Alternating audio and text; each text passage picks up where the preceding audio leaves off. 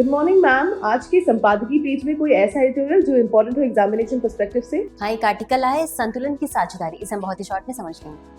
आज का आर्टिकल भारत और अमेरिका के बीच प्रस्तावित व्यापार समझौते पर केंद्रित है, जिसका अंतिम स्वरूप अभी तय होना बाकी है।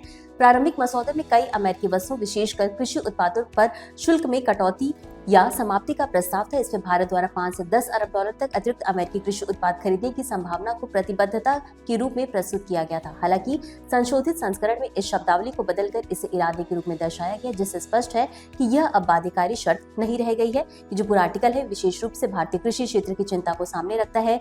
संशोधन के बाद कई कृषि वस्तुओं, विशेष करके दालों को समझौतों से बाहर रखने की बात सामने आई है। यह महत्वपूर्ण है क्योंकि भारत दालों का विश्व का सबसे बड़ा उत्पादक देश है और यदि अमेरिकी कृषि उत्पादों को बिना प्रतिबंध प्रवेश मिलता है तो घरेलू किसानों पर प्रतिकूल प्रभाव पड़ सकता है। पूर्व में शुल्क कटौती और बाजार खोलने की खबरों से किसानों में आशंका उत्पन्न हुई थी कि इससे उनकी प्रतिस्पर्धात्मक क्षमता कमजोर हो सकती है।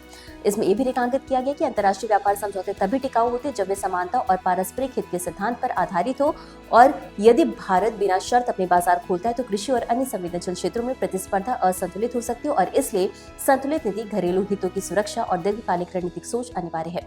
और अंत में निष्कर्ष के तौर पर हम ये कह सकते हैं कि भारत और अमेरिका के बीच व्यापार साझेदारी महत्वपूर्ण है, लेकिन इसे केवल आर्थिक विस्तार के नजरिए से नहीं बल्कि कृषि सुरक्षा, आत्मनिर्भरता और संतुलित वैश्विक सहभागिता के दृष्टिकोण से देखा जाना चाहिए। व्यापार समझौते तभी सफल होंगे जब वे दोनों देशों के हितों की रक्षा करते हुए दीर्घकालिक सहयोग का आधार बने। और इसी के साथ ये टॉपिक जीएस पेपर 2 IR और जीएस पेपर 3 इकोनॉमी से संबंधित है। तो आज के लिए बस इतना ही। धन्यवाद।